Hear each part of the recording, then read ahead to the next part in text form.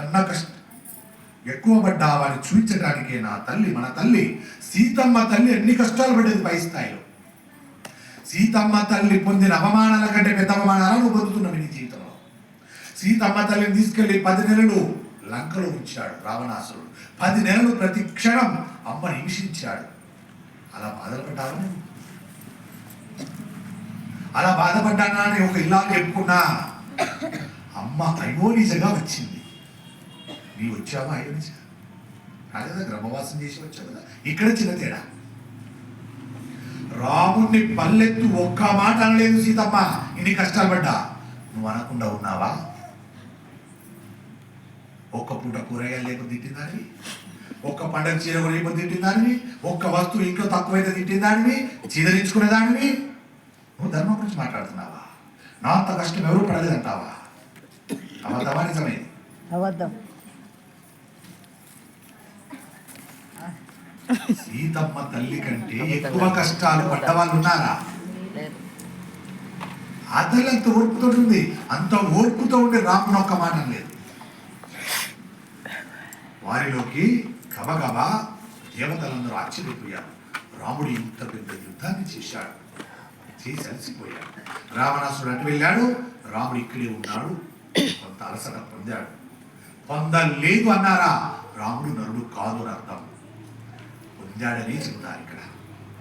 రాముడి గౌరవం ఏం తప్పిపోదు, ఆయన కిరీటం ఏం పడిపోదు రాముంది. ఎందుకు? నేను నరుణ్ణి. అది గొప్పతనం.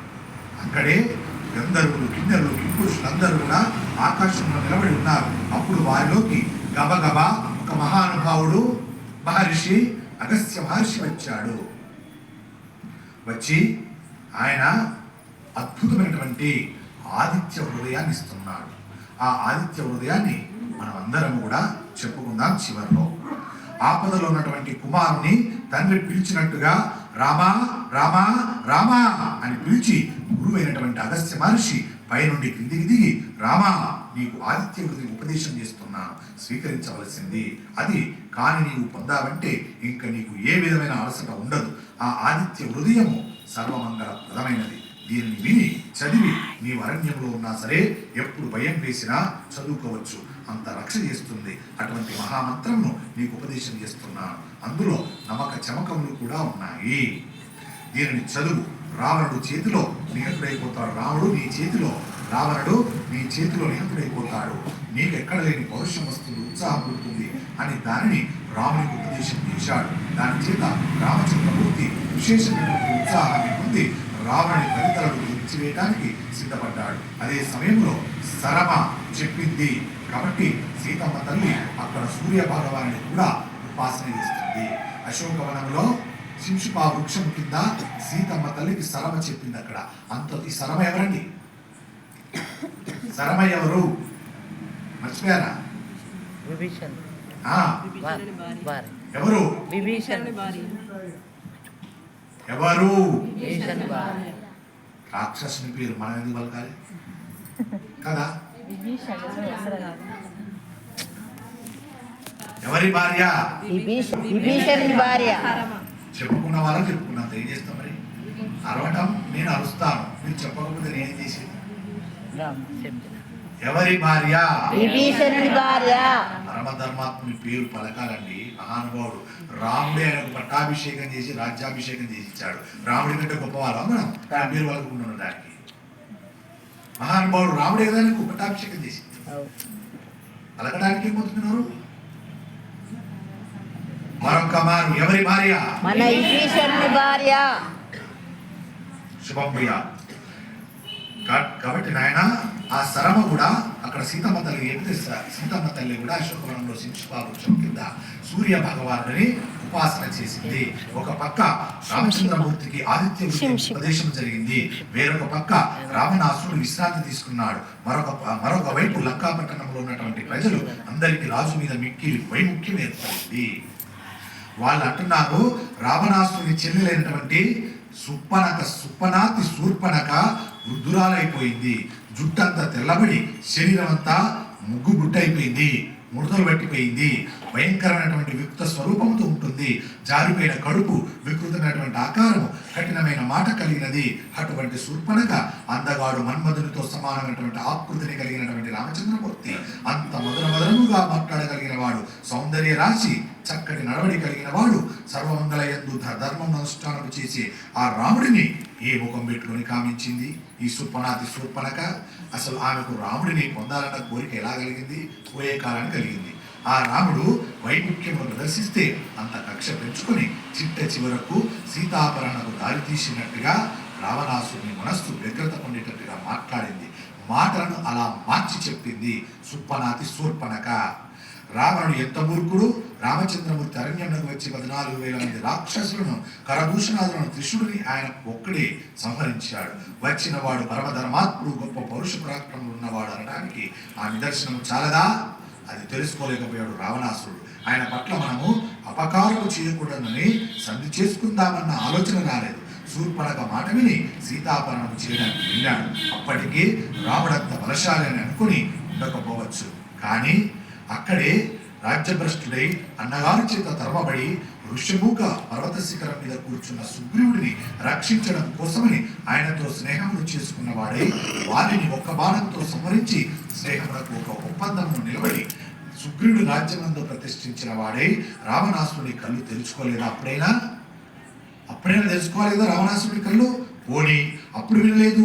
విభీషణుడు, అన్నయ్య, నువ్వు రామచంద్రమూర్తిని నిగ్రహించలేవు, లంక అంతా నాశనం అయిపోతుంది, నీవు చేసినది పాపంతో కూడిన పని, నా మాట విను, సీతమ్మ తల్లిని తీసుకెళ్లి రామచంద్రమూర్తికి ఇచ్చేయవలసింది అని ధర్మబద్ధమైనటువంటి మాటలు ఎన్నో చెప్పాడు.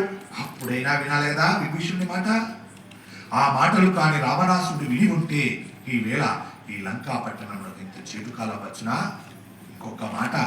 ఇంకొక మాట మనలోని వాడే మారీచుడు సీతను అపహరించడానికి వెళ్లే ముందే మారీచుడు ఎన్నో ధర్మ సూక్ష్మాలు చెప్పాడు. మహానుభావుడు మనలోని వాడే అన్ని ధర్మ సూక్ష్మాలు చెప్పినా ఆనాడు వింటే ఇక్కడ దాకొచ్చునా? ఇదంతా రావణాసురుని యొక్క ఆలోచన విధానం ఎలా వచ్చింది? ఆనాడు వినకపోతే, ఆ మాటలు వినకపోవడం వల్ల కదా. ఇంకా ఇంకో మాట ఎవరనుకుంటున్నారు? ఈ మాటలన్నీ లంకా పట్టణంలో ఉన్నటువంటి ప్రజలు అనుకుంటున్నారు, ప్రజలు చెప్పుకుంటున్నారు. ఏమి యుద్ధం అది, ఏమి కష్టం అది, ఏమి మరణాలవి, ఎవరు కారణం దీనికి అంతటికి? రావణాసుడు ఎందుకు కారణమేనని విషయాలని తెలుసుకుని ఇంకో మాట అంటున్నారు ప్రజలు. తొడబుట్టిన వాడైనటువంటి కుంభకర్ణుడు చచ్చిపోయాడు.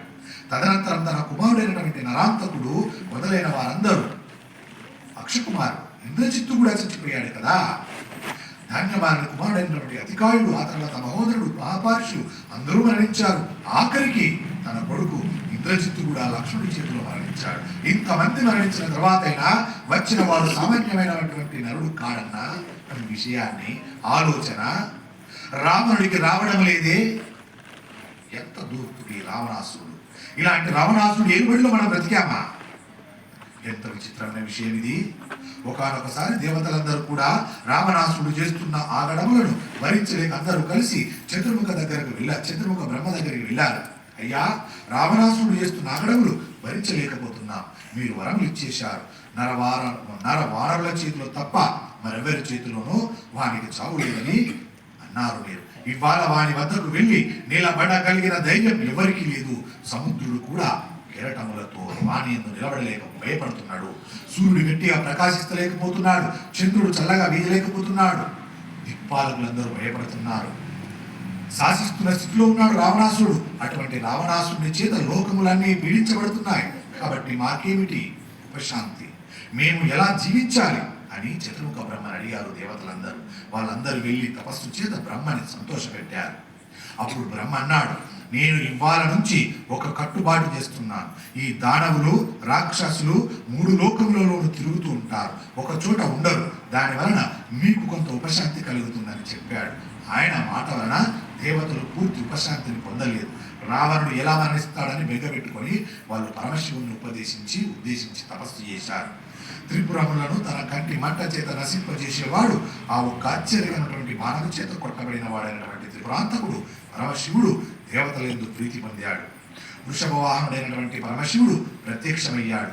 నేను మీ అందరికీ ధైర్యం చెబుతున్నాను, బెగ పెట్టుకోవద్దు. ఇంత తపస్సు కలిగినటువంటి రావణాసురుడు భ్రష్టుడై తన తపస్సును పోగొట్టుకున్నవాడై బుద్ధిమాంద్యతతో నిండిపోయి మరణించడానికి సిద్ధమయ్యేటట్టు చేయడానికి ఇన్ని కోట్ల కోట్ల కోట్ల మంది రాక్షసుల బుద్ధిని మోహపెట్టడానికి సీత అనే పేరుతో అమ్మవారు ఉదయించేటట్టుగా చేస్తాను. ఉదయించబోతుంది అమ్మగారు. ఆవిడ పెట్టిన మోహము చేత రావణుడు వశుడై అనగూడని మాటలు అని తన తపస్సు తానే పాడు చేసుకొని, తన శక్తిని తనే పాడు చేసుకొని, తన మరణానికి తనే సిద్ధపడతాడు. మీరు బెంగపెట్టుకోవద్దని ఆ రోజున ఆ పరమశివుడు వరమిచ్చాడు. అందుచేత సీతమ్మ తల్లి మాయా మానుస రూపిణి సీతమ్మ తల్లిగా అమ్మవారే వచ్చింది. రావణాసురుడు అపహరించి తీసుకువచ్చినటువంటి మైథిలి ఆ జానకి మాత. ఆ సీతమ్మ సాక్షాత్తుగా రావణాసురుని ప్రాణములు తీసుకోవడానికి ఈ లంకా పట్టణానికి వచ్చింది.